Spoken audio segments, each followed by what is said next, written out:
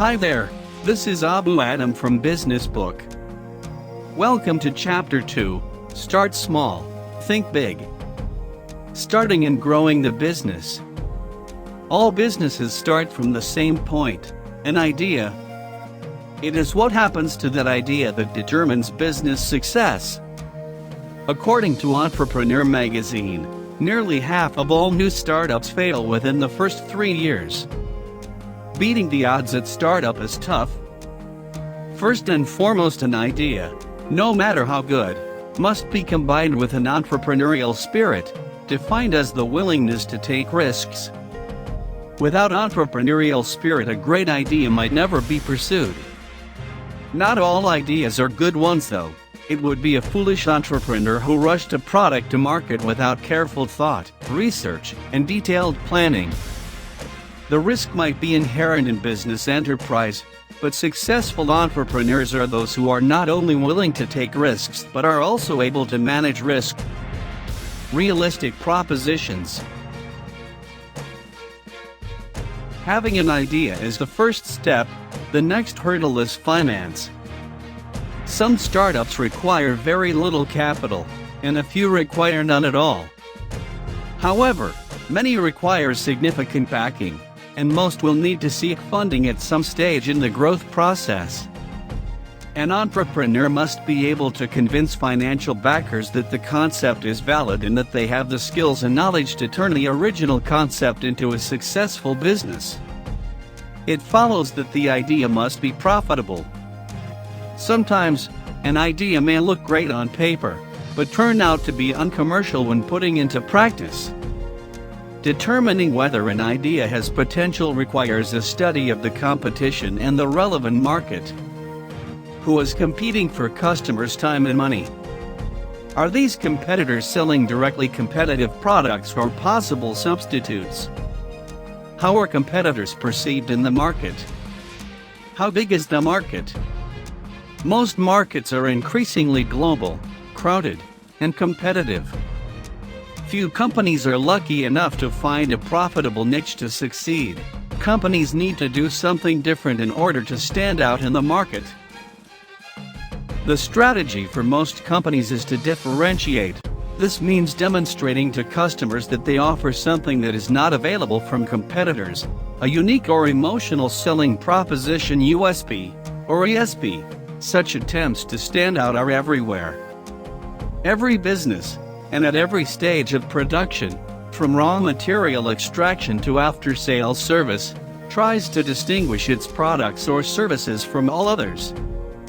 Walk into any bookstore, for example, and you will see countless examples of books, often on the same topic, using design, style, and even size, large or small, to stand out from the competition. Gaining an edge often depends on one of two things: being first into a new market niche, or being different from the competition. For example, in 1995 eBay was first into the online auction market, and has dominated it ever since. Similarly, Volvo was first to identify the opportunity for luxury bus sales and has enjoyed healthy sales. In contrast, Facebook was by no means the first social network, but it is the most successful. Its edge was having a better product. Once a company is established, the challenge shifts. The objective now is to maintain sales and grow in the short and long term.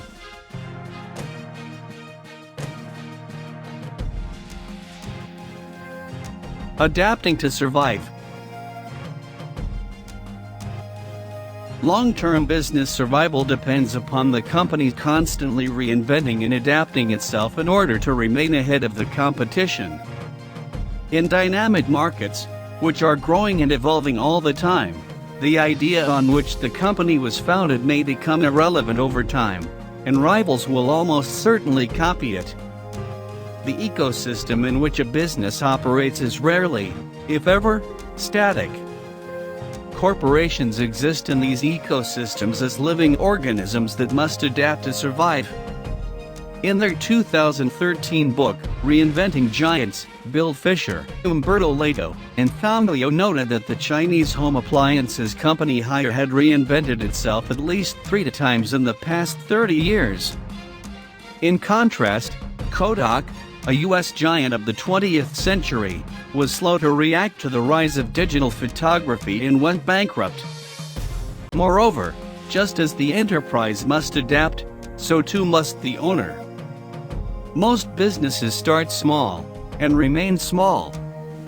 Few entrepreneurs are willing or know how to take the second step of employing people who are neither family nor previously known friends. This is the start of a move from entrepreneur to a leader, and it requires a new set of skills, as new demands are placed on the business founders. Where once energy, ideas, and passion were enough, evolving businesses require the development of formal systems, procedures, and processes.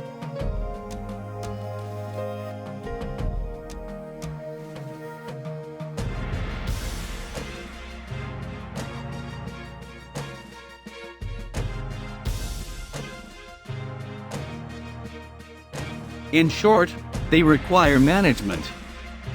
Founders must develop delegation, communication, and coordination skills, or they must employ people who have them.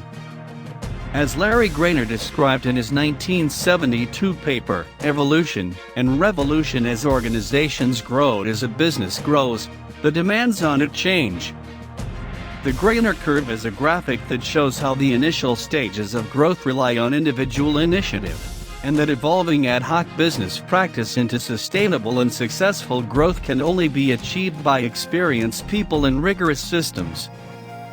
Professional management, as opposed to the entrepreneurial spirit, becomes essential to business evolution.